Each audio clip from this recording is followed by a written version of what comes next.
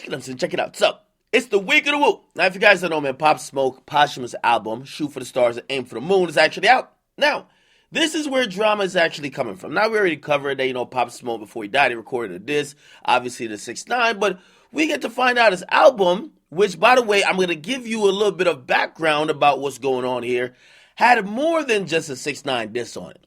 Actually, Pusha T is supposed to be on the deluxe version of the album, dissing Drake.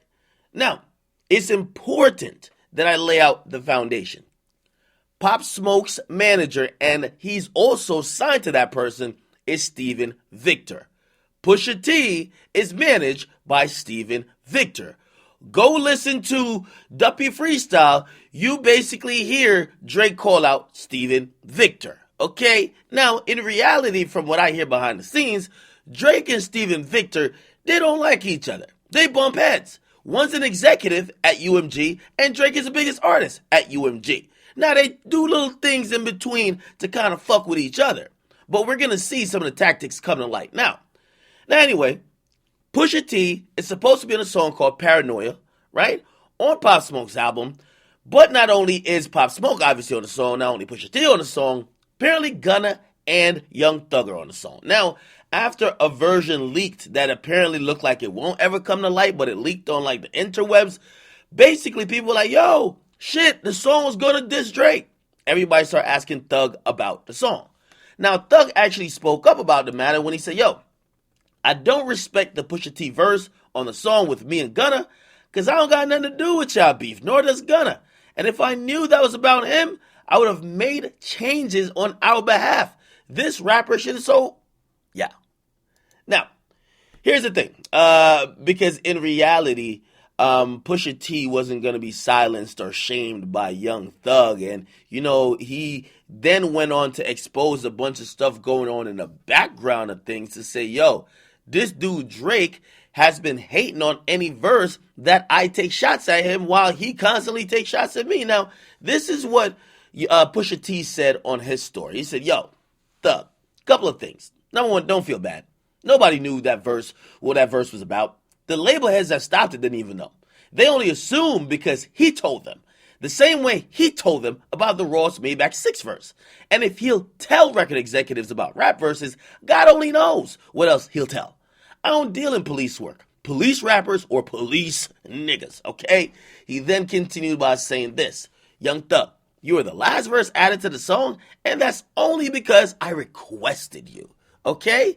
He continued. And most important, Young Thug, just so we are clear, I would never look or need your respect for what it is I bring to the rap game.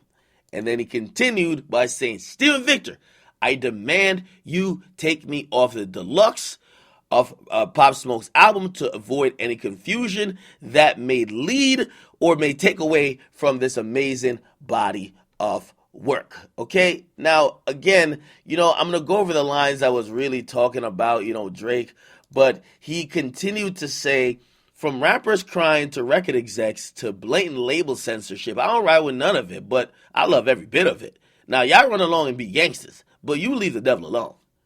Now, what are the lines you're probably saying? Now, let me repeat what Pusha T said on this leaked, verse of Paranoia. He says, reality bites is chestnut checkers. Those empty threats only sound good on your records. If the patois isn't followed by the blocker, it's like something screw face without the chopper.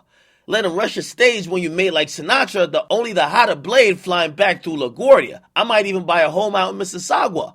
All the walls have scrolls like the Shabalas.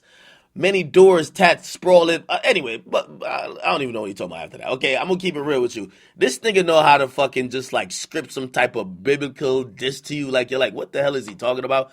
Now, if you could loosely kind of figure out he's talking about Drake, he's talking about the patois.